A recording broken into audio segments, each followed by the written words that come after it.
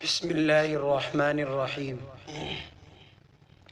اس دور قحط الرجال میں حضرت مولانا پیر ذوالفقار احمد نقشبندی مجددی کا وجود کسی نعمت غیر مترقبہ سے کم نہیں۔ وہ اس امت کا ایک زندہ معجزہ ہیں، انہیں دیکھ کر خدا یاد آتا ہے۔ واقعی کوئی زمانہ اللہ کے نیک بندوں سے خالی نہیں رہتا۔ اس کے ساتھ یہ بھی ایک ناقابل تردید حقیقت ہے کہ اللہ اپنے بندوں میں سے جس سے چاہے بڑے سے بڑا کام لے لیتا ہے۔ ماضی قریب میں جو کام سید الطائفہ حضرت حاجی امداد اللہ مہاجر مکی رحمۃ اللہ علیہ نے تھانہ بون کی خانقاہ میں کیا، ان کے بعد جو کام ان کے باکمال خلفاء حجت الاسلام حضرت مولانا قاسم نانوتوی رحمۃ اللہ علیہ، فقیہ النفس حضرت مولانا رشید احمد گنگوئی رحمۃ اللہ علیہ اور حکیم الامت حضرت مولانا اشرف علی تھانوی، پھر ان حضرات کے خلفاء شیخ الہند حضرت مولانا محمود الحسن گنگوئی، شیخ الاسلام حضرت مولانا حسین احمد مدنی اور ان حضرات کے بالواسطہ یا بلا واسطہ جانشینوں نے کیا۔ آج وہی کام حضرت مولانا پیر ذوالفقار احمد نقشبندی مجددی انجام دے رہے ہیں۔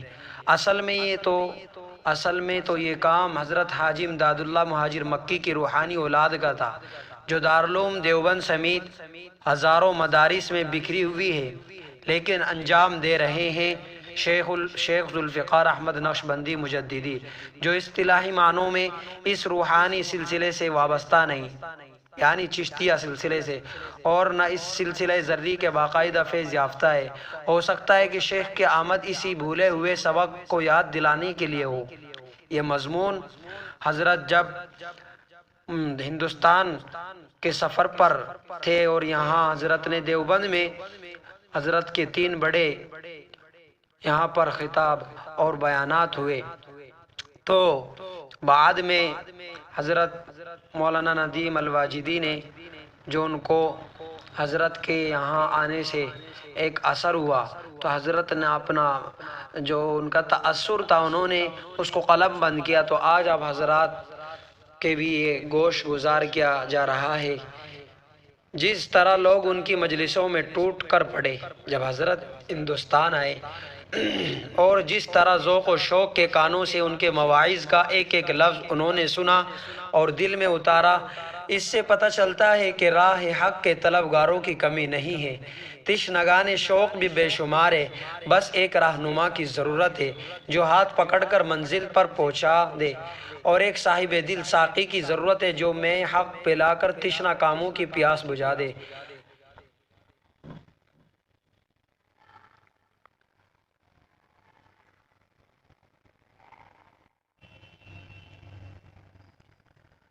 ہم نے اپنے بہت سے بزرگوں کو دیکھا ہے جن پر نگاہ پڑتی تھی تو ہٹنے کا نام نہیں لیتی تھی۔ بعین ہی یہی کیفیت حضرت مولانا پیر ذوالفقار صاحب کی ہے۔ چہرہ ایسا منور تر و تازہ اور شاداب کہ نگاہ پڑے تو ہٹنا بھول جائے، لبوں پر کھلتی مسکراہٹ، آنکھوں میں یاد الہی کا سوز اور تڑپ، اور طبیعت میں حد درجہ انکسار اور تواضع، اپنی ہر ادا سے گہری چھاپ چھوڑنے والی شخصیت اہل دیوبند کو مدتوں یاد رہے گی۔ مولانا پیر ذوالفقار احمد نقشبندی کی پیدائش 1953 عیسوی کو صوبہ پنجاب پاکستان کے شہر جنگ میں ایک کھرل خاندان میں ہوئی۔ ان کے والدین نہایت دین اور عبادت گزار تھے۔ گھر میں نماز تلاوت کا بڑا اہتمام تھا، یہاں تک کہ تہجد کی بھی پابندی ہوتی تھی۔ اپنی والدہ محترمہ کے بارے میں لکھتے ہیں کہ والدہ ماجدہ بھی پابند صوم و صلاۃ تھی۔ راقم جب 3 برس کی عمر کا تھا تو رات کے آخری پہر میں والدہ صاحبہ کو بستر میں موجود نہ پا کر اٹھ بیٹھتا، دیکھتا تھا کہ وہ سرانے کی طرف مصلی بچھا کر نماز تہجد پڑھنے میں مشغول ہیں۔ راقم منتظر رہتا کہ نماز کب ختم ہوگی۔ والدہ صاحبہ نماز کے بعد دامن پھیلا کر اونچی آواز سے رو رو کر دعائیں مانگتی۔ راقم نے اپنی زندگی میں تہجد کے وقت جس قدر اپنی والدہ صاحبہ کو روتے دیکھا ہے، کسی اور کو اس قدر روتے نہیں دیکھا۔ بعض اوقات والدہ صاحبہ راقم کا نام لے کر دعائیں کرتی، یعنی خود حضرت جی کا، تو راقم خوشی سے پھر بستر پر سو جاتا۔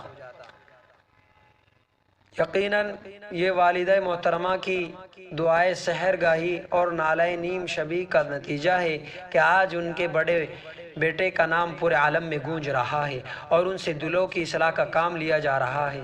مولانا پیر ذوالفقار احمد نقشبندی کی تعلیم اسکولوں کالجوں میں ہوئی۔ انہوں نے کئی عصری کورس کیے۔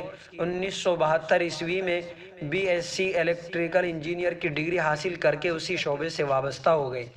پہلے اپرینٹس الیکٹریکل انجینئر، پھر اسسٹنٹ الیکٹریکل انجینئر بنے، اس کے بعد چیف الیکٹریکل انجینئر بن گئے۔ جس زمانے میں وہ انجینئر بن رہے تھے اس زمانے میں جمناسٹک، فٹ بال، سوئمنگ کیپٹن اور چیمپئن بھی رہے۔ ان حالات میں تصور بھی نہیں کیا جا سکتا تھا کہ کوئی طالب علم دین کی طرف مائل بھی ہو سکتا ہے، مگر یہ معجزہ ہوا۔ انہوں نے عصری تعلیم کے ساتھ ساتھ ناظرہ بھی پڑھا، ابتدائی دینیات، فارسی اور عربی کی کتابیں بھی پڑھی، قرآن کریم بھی حفظ کیا، یہاں تک کہ جب وہ لاہور یونیورسٹی میں زیر تعلیم تھے ان کا تعلق عمدۃ الفقہ کے مصنف حضرت مولانا سید زوار حسین شاہ صاحب رحمۃ اللہ علیہ سے ہو گیا، جو نقشبندیہ سلسلے کے ایک صاحب نسبت بزرگ تھے۔ شیخ ذوالفقار نے ان سے مکتوبات مجدد الف ثانی سبقاً پڑھی۔ ان کی وفات کے بعد وہ حضرت مرشد عالم خواجہ غلام حبیب صاحب نقشبندی مجددی رحمۃ اللہ علیہ کے دامن سے وابستہ ہو گئے۔ یہ 1980 عیسوی کی بات ہے۔ 1983 میں خلافت سے سرفراز کیے گئے۔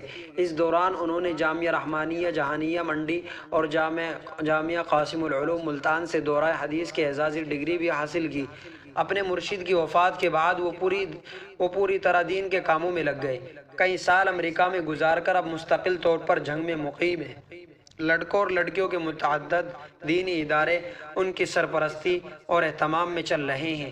50 سے زائد ملکوں کے اصلاحی اور تبلیغی دورے بھی کر چکے ہیں، اور اب تو تعداد اور زیادہ بڑھ گئی ہے۔ یہ بات اب سے تقریباً 10-12 سال پہلے کی۔ ہر وقت سرگردہ رہتے ہیں۔ دینی و عصری علوم کی جامعیت حضرت والا کی امتیازی خصوصیت ہے۔ انگلش زبان پر عبور حاصل ہے۔ انہیں دینی علوم کو عصری اسلوب میں اور مخاطب کی زبان میں پیش کرنے کا غیر معمولی طور پر ملکہ حاصل ہے۔ مولانا پیر ذوالفقار احمد نقشبندی پہلے اب سے تقریباً 7-8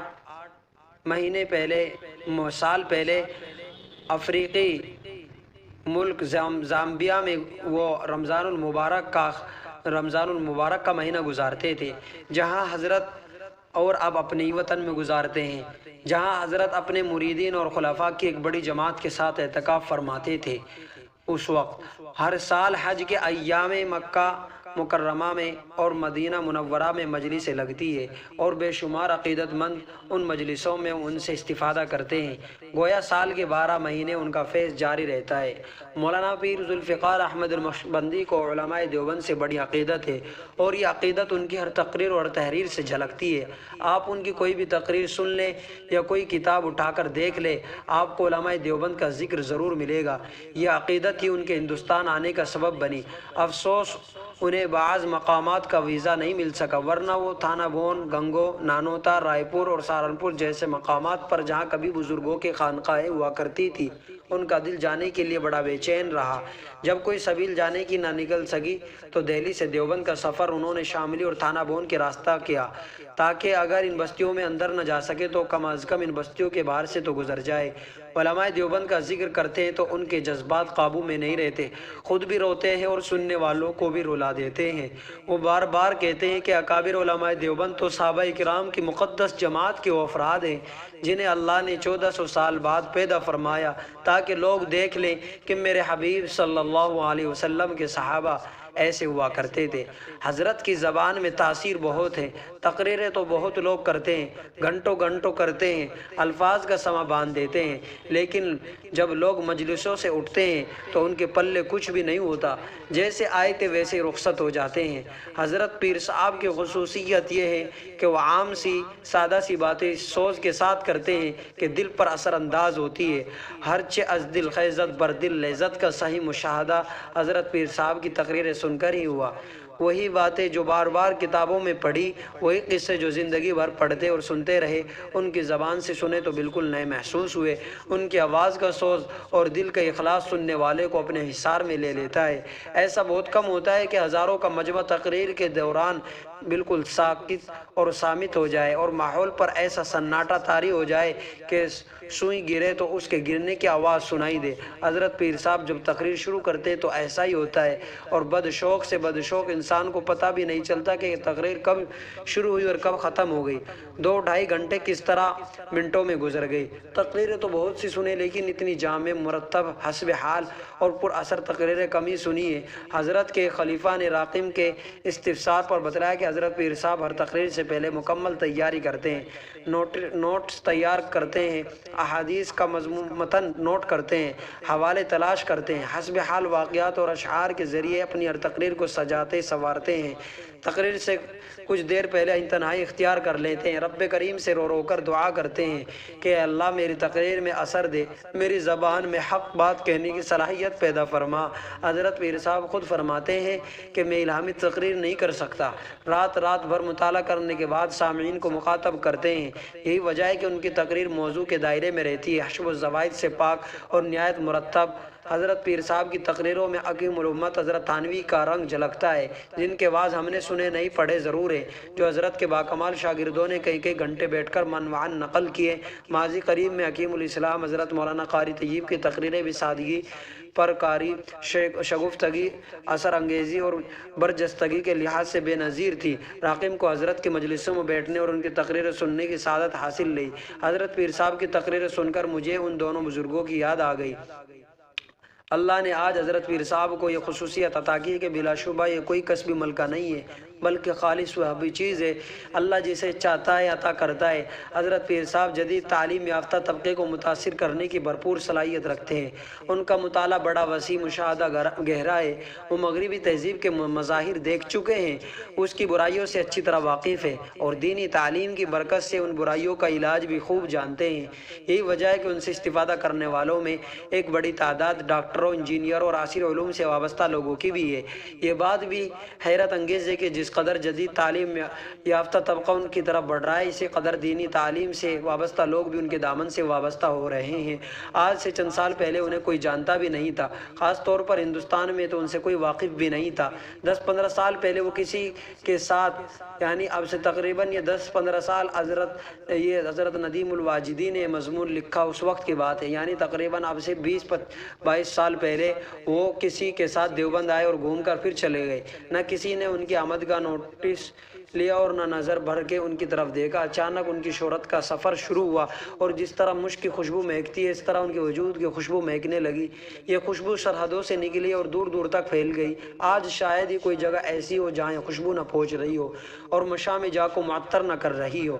اس میں بہت کچھ دخل ان تقریروں کا ہے جو مولانا صلاح الدین سیفی کے ذریعے مرتب ہو کر پوری دنیا میں پھیل چکی ہے۔ ہندوستان کے گجرات سے تعلق رکھنے والے مولانا صلاح الدین نے ان کو کس طرح دریافت کیا؟ بقول ان کے وہ ہند میں سب سے پہلے بکنے والوں میں ہیں۔ مجھے یاد ہے کہ 10-12 سال قبل وہ تقریروں کا مجموعہ لے کر میرے پاس تشریف لائے اور اس کو دارالکتاب سے شائع کرنے کی خواہش ظاہر کی۔ میں نے مقرر کا نام دیکھ کر معذرت پیش کی، دراصل میرے لیے یہ نام بالکل اجنبی تھا۔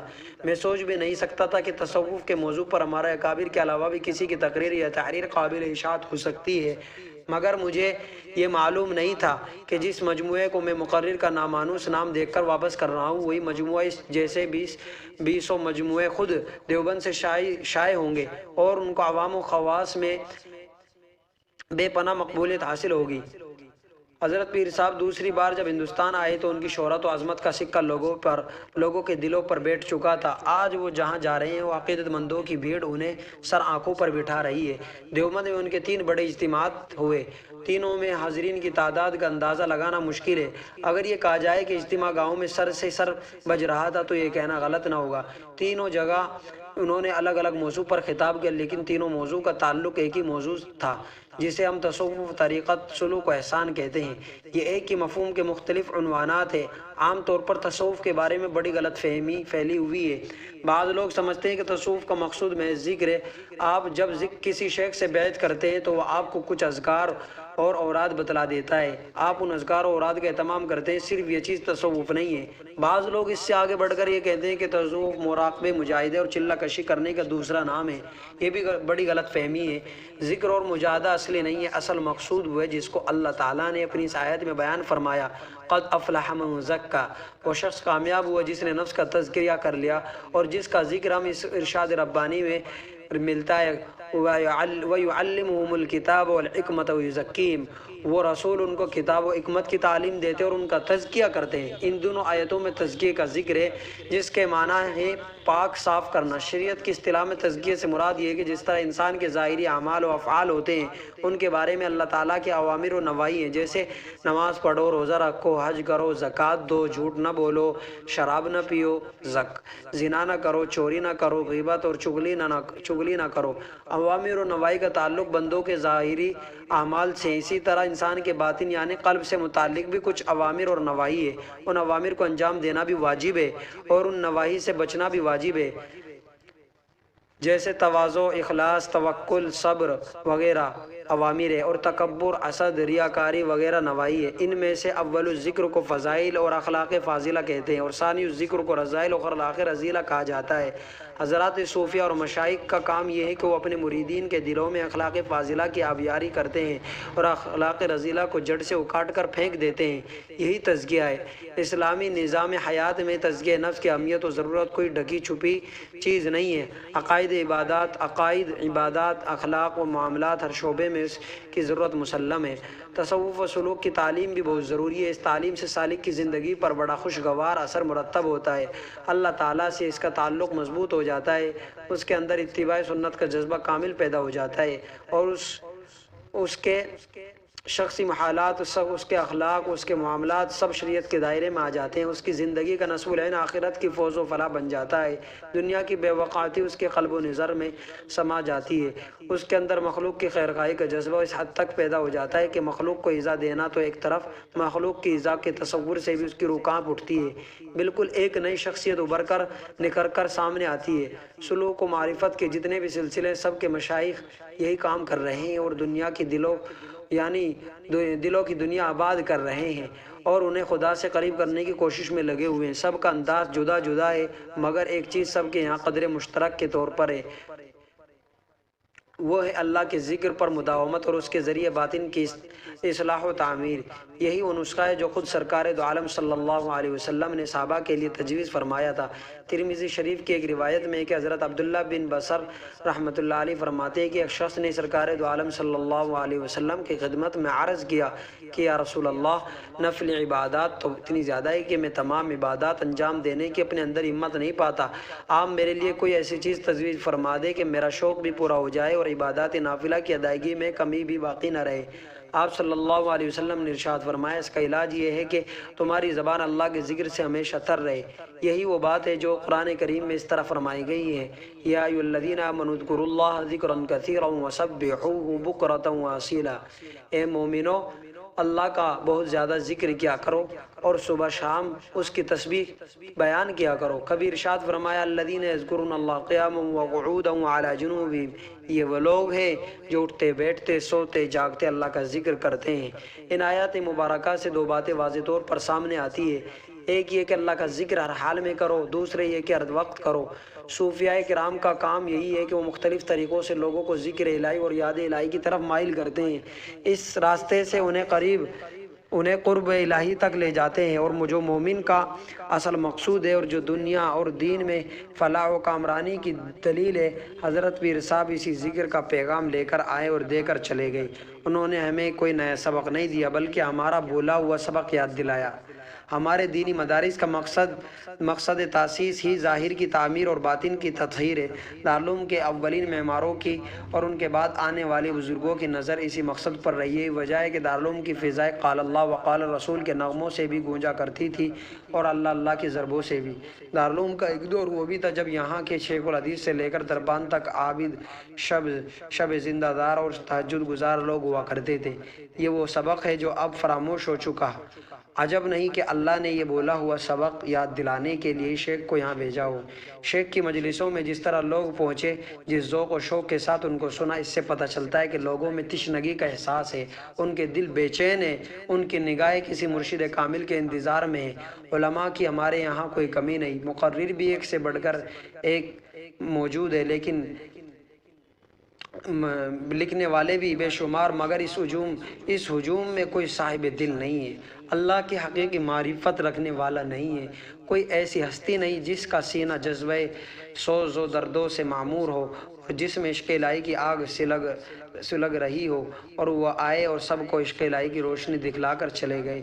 اب یہ ہم پر موقوف ہے کہ ہم اس روشنی میں کب تک چلتے ہیں، اور دوسرے لفظوں میں ہم یہ بات اس طرح بھی کہہ سکتے ہیں کہ جو سبق شیخ نے ہمیں یاد دلایا وہ ہم کب تک یاد رکھتے ہیں۔